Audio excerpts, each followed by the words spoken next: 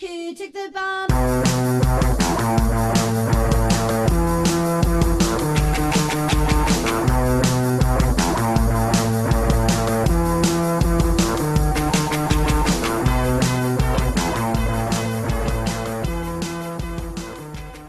So let's start with, how do you identify?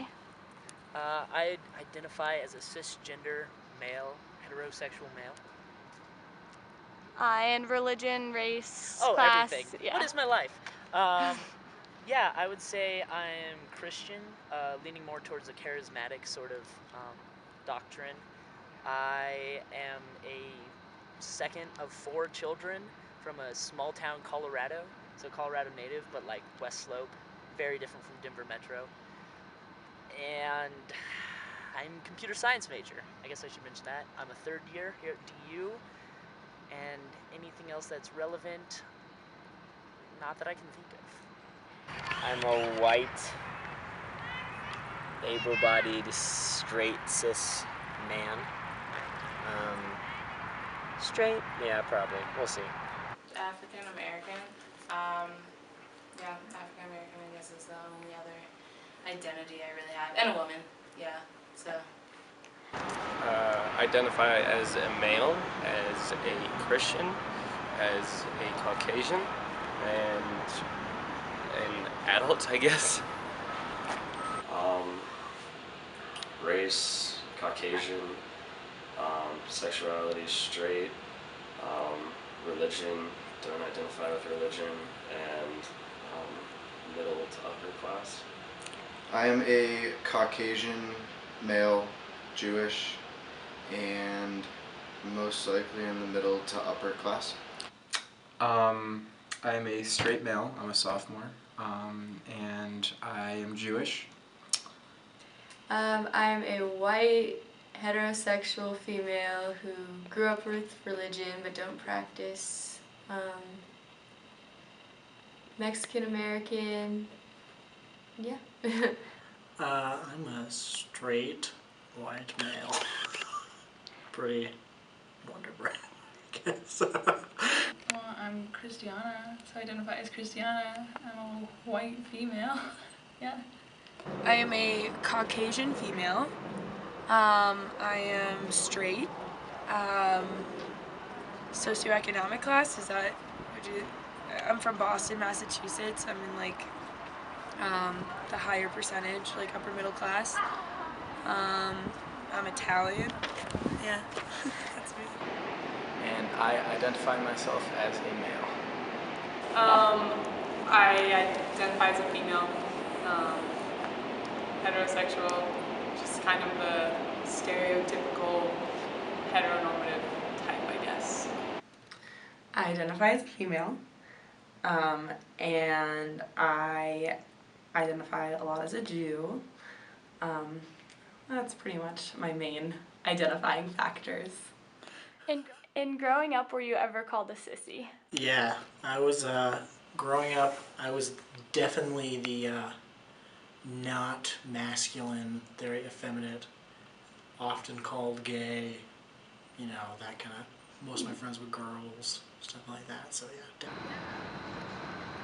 I would say no, which is really interesting to me just because I played clarinet, which is not necessarily the manliest of instruments, traditionally speaking.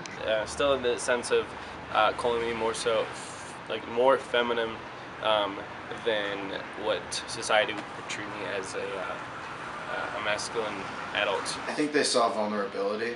He would like punch me in the arm and then call me a pansy when I said that it hurt.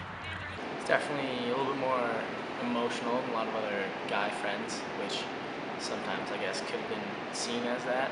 And of course, this all comes obviously from a lot of like ideas of masculinity that are very pervasive in our culture. But it's a lot of like, if you don't necessarily fit the norms of what it means to be masculine, a lot of times people will call you a sissy. In growing up, were you ever called a tomboy? No, not really. I kind of wanted to be called a tomboy. I thought it was a really cool thing to be, but I don't think I could have pulled it off. I definitely wasn't athletic enough, and I liked wearing dresses too much. All the time. Because I played sports, I didn't really like to dress girly, however that, like, no dresses or skirts or anything like that. Yeah, all the time. Oh my gosh. I used to wear my brother's old like t-shirts and like cargo shorts that went past my knees. Yeah, I dressed like a boy until 4th grade. No, but I did try and be a tomboy. I'm usually a tomboy. It was just like if like you're a girl and like guys actually like enjoyed hanging out with you, like you played sports or like you didn't do quote unquote girly things. So I don't really know exactly what those things would be like. And what are some traditional masculine and feminine stereotypes that you grew up with or have heard? So you've got your stereotypical guy. You know, he's supposed to be tough, cool, whatnot. And then for girls, it was more emotional,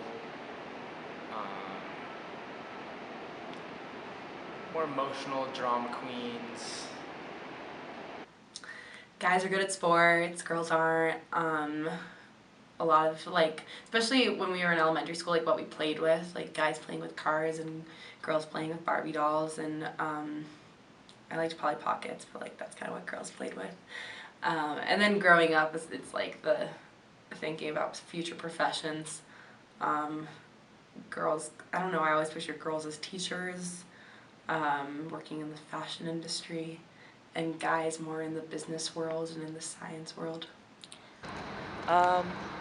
So, you know, of course, traditional masculine, very, let's go with tall, you know, strong, wide, all of that kind of stuff. Very good at sports. You're going to be kind of unemotional, stoic. You're going to be maybe a ladies' man, not necessarily super faithful. You're going to be kind of a player.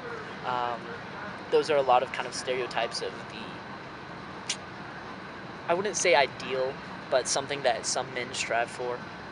Feminine, I can't even think of words just right now. It was one you just said. That's okay. Doesn't matter. Feminine stereotypes, there's the word. Would be more like very dainty, very thin. They do yoga maybe. You know, they'll still be kind of athletic, but it's all going to be about running, no weightlifting. It's going to be a lot of stuff like maybe they do art, maybe they dance. They're going to be in the humanities. They're not going to be doing, you know, engineering or math. Masculine being like really strong, powerful, demanding, I guess. Feminine being more gentle. Masculine stereotypes. Don't show emotion, don't cry, are strong, physically. These are all the bad stereotypes though that I'm listing off. For females, you know, there's the incredible stereotype that females are whiny and emotional and they're not logical thinkers, which is wrong. Well, some can be, but not everyone. But usually, like, stay in the house, don't like playing outside. Like, you stay inside with your dolls and you do your nails and your hair and you look pretty for other people. Yeah. If a guy were to cry, obviously someone would easily call him a sissy, or someone would call him like, hey, stop being a girl, stop being a woman. Just terms that society's kind of come to terms with and say, hey, that's totally fine. Or if a girl were to cuss like a sailor or something, or spit or something like that, they'd immediately think, oh, she's more masculine, or she might be tomboyish. And Men are, or masculine people, yeah, sure. Masculine people are supposed to be strong and big and, like, physically strong. And also emotionally strong. Like, they're not supposed to cry that much or let things get to them. Whereas feminine people are supposed to be sort of like more in touch with their emotions and more open with them. Feminine would definitely be like kind of like pampering your self-appearance and stuff, and like making sure that you look good and you dress good and like you're quiet. Like that's also a feminine stereotype I think that is commonly used. A masculine stereotype I think would be like rugged and like no emotions and just kind of like everything's bottled up and like the main like breadwinner and like has to go out into the world and like protect his family kind of. But yeah, the whole like male as the breadwinner thing was big. I think even like middle school, high school, when like a lot of guys were like jerks to a lot of my girlfriends, and then I like would defend them, that was automatically me being like gay. It wasn't the fact that I was like being like, oh, you're being like a sexist like piece of shit right now. Was like go play in the yard, or like girls would like play with like dolls or like something. Women as more caring, dads as like the sports type. Blue is male, white, pink is female. Guys have to be tough. Guys can't cry. Guys like hate relationships, I guess. For girls, girls are clingy. Girls are whiny. Girls are bitchy. Girls overthink things too much.